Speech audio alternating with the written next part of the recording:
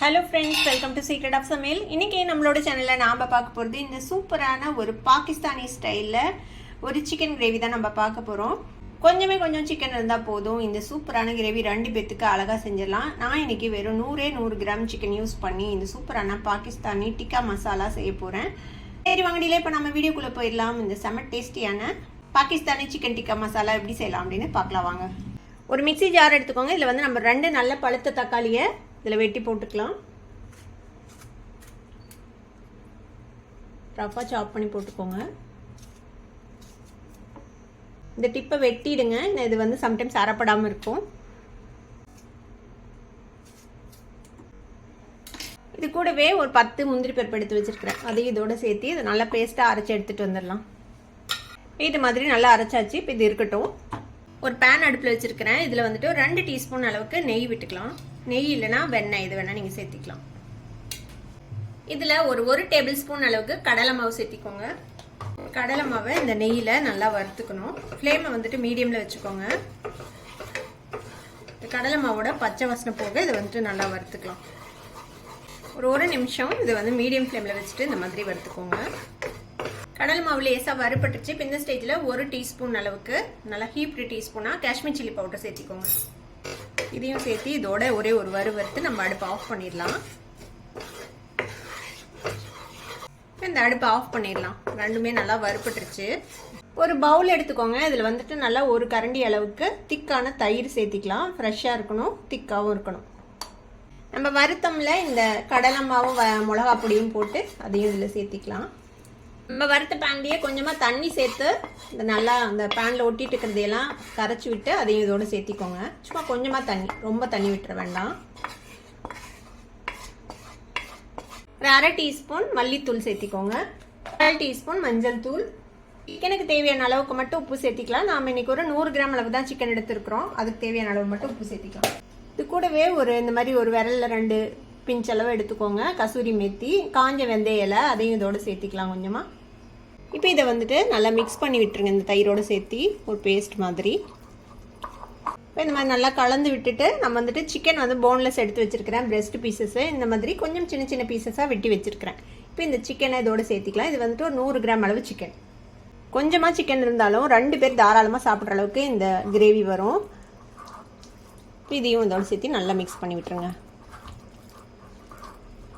நல்லா கலந்து விட்டாச்சு. இப்போ இந்த சிக்கன் வந்து இப்படியே கொஞ்சம் நேரம் ஊறட்டும். ஒரு 1/2 மணி நேரம் ஊற விடுங்க. இது அப்படியே. இப்போ ஒரு பேன் அடுப்பில் வச்சுருக்கிறேன். இதில் வந்துட்டு கொஞ்சமாக எண்ணெய் விட்டுக்கலாம். ஒரு டேபிள் ஸ்பூன் அளவுக்கு எண்ணெய் விட்டுக்கோங்க. இந்த எண்ணெயை நல்லா இந்த பேன் ஃபுல்லும் ஸ்ப்ரெட் பண்ணி விட்டுருங்க. இப்போ நம்ம மேரினேட் பண்ணி வச்சுருக்கிறோம்ல இந்த சிக்கன், அதை வந்துட்டு இந்த எண்ணெயில் சேர்த்திக்கலாம்.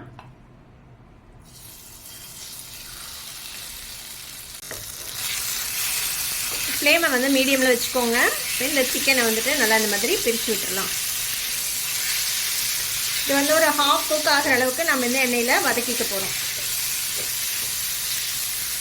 சிக்கன் வந்து கலர் சேஞ்ச் ஆகணும். 2 நிமிஷம் வதக்குனீங்கன்னா போதும். பார்த்தீங்கன்னா தெரியும், சிக்கன் வந்துட்டு கலர் சேஞ்ச் ஆகிடுச்சு பாருங்கள். ஜஸ்ட்டு ஒரு 2 நிமிஷம் தான் நான் வதக்கியிருப்பேன் மீடியம் ஃப்ளேமில் வச்சு. இப்போ இந்த சிக்கனை வந்துட்டு நம்ம எடுத்து தனியாக வச்சிடலாம். இப்போ நம்ம சாட்டை பண்ண இந்த சிக்கன் பீசஸை இந்த ஆல்ரெடி மேரினேட் பண்ண வச்சுருந்தோம்ல அதே பாத்திரத்துலேயே நம்ம போட்டுக்கலாம். அந்த மேரினேஷனோடையே கொஞ்சம் இருக்குது இதில். இப்போ இதே பேனில் நம்ம கிரேவிக்கு ரெடி பண்ணிடலாம். இது இருக்கட்டும். இப்போ அதே பேனில் கொஞ்சமாக எண்ணெய் விட்டுக்கோங்க. பாதி எண்ணெய் பாதி நெய் விட்டுக்கொண்டு நீங்கள் செய்யலாம். ரொம்பவே நல்லாயிருக்கும். கூடவே கொஞ்சமாக நெய் சேர்த்திக்கிறேன். 1 டீஸ்பூன் அளவுக்கு. எண்ணெய் கொஞ்சம் சூடானதும் 1 டீஸ்பூன் அளவுக்கு சீரகம் சேர்த்திக்கோங்க. சீரகம் வறுபட்டுருச்சு. நான் ஒரு பெரிய வெங்காயத்தை இந்த மாதிரி ஃபைனாக சாப் பண்ணி வச்சுருக்கேன். அந்த ஆனியனை சேர்த்திக்கலாம். இந்த வெங்காயத்தையும் நல்லா வதக்கி விட்டுக்கலாம். நல்லா கோல்டன் கலராக வதங்க வரைக்கும் இதை வதக்கி விட்டுக்கலாம். வெங்காயம் நல்லா கோல்டன் கலராக வதங்கிடுச்சு. இந்த அளவுக்கு நல்லா வதக்கி விட்டுக்கணும். இப்போ இந்த ஸ்டேஜில் நல்லா ஒரு ஹீப்டு டீஸ்பூன் அளவுக்கு இஞ்சி பூண்டு விழுது. இஞ்சி பூண்டு விழுதையும் போட்டு நல்லா வதக்கி விடுங்க, பச்சை வாசனை போக. இஞ்சி பூண்டு விழுதும் நல்லா வதங்கிடுச்சு. ஒரு நிமிஷம். இப்போது நம்ம அரைச்சி வச்சுருக்கிற இந்த தக்காளி முந்திரி விழுது இருக்குல்ல, அதை சேர்த்துக்கலாம். மிக்சி ஜாரிலே கொஞ்சமாக தண்ணி விட்டு அதையும் சேர்த்திக்கோங்க. இது கூடவே கிரேவிக்கு தேவையான அளவுக்கு மிளகாய் தூள் சேர்த்திக்கலாம். நம்ம ஆல்ரெடி சிக்கனில் மிளகாய் தூள் சேர்த்திருக்கிறோம். இதில் வந்துட்டு கொஞ்சமாக ஒரு 1/2 டீஸ்பூன் அளவுக்கு சேர்த்திக்கலாம். இப்போ இது எல்லாமே நல்லா வெந்து பச்சை வாசனை போக வெந்து வரட்டும். இப்போ இந்த கிரேவிக்கு தேவையான அளவுக்கு மட்டும் உப்பு சேர்த்திக்கலாம். நம்ம ஆல்ரெடி சிக்கனுக்கு உப்பு போட்டுட்டோம். இப்போ இந்த கிரேவிக்கு எவ்வளோ வேணுமோ அந்த அளவுக்கு மட்டும் உப்பு சேர்த்திக்கோங்க. இப்போ இதை கொஞ்சம் ஃப்ளேமை கம்மி பண்ணி வச்சு இதை நல்லா வந்துட்டு எண்ணெய் பிரியட்டும். அது வரைக்கும் நல்லா வேகட்டும். இப்போ ஒரு 3 நிமிஷம் நல்லா வதக்கியிருப்போம். நம்ம போட்ட அந்த தக்காளி முந்திரி பருப்பு விழுது பாருங்கள், நல்லா எண்ணெய் பிரிஞ்சிருச்சு. இந்த மாதிரி சுருண்டு வருது பாருங்கள். இப்போ இந்த ஸ்டேஜில் ஃப்ளேமை லோ பண்ணி வச்சுட்டு நம்ம ஆல்ரெடி வதக்கி வச்சுருக்கிறோம்ல இந்த சிக்கன், அதை வந்துட்டு இதில் சேர்த்திடலாம். சேர்த்திட்டு இந்த பாத்திரத்தில் ஒட்டி இருக்குதுல இந்த மேரினேஷன், இதில் கொஞ்சம் தண்ணி சேர்த்து இதில் சேர்த்திக்கலாம்.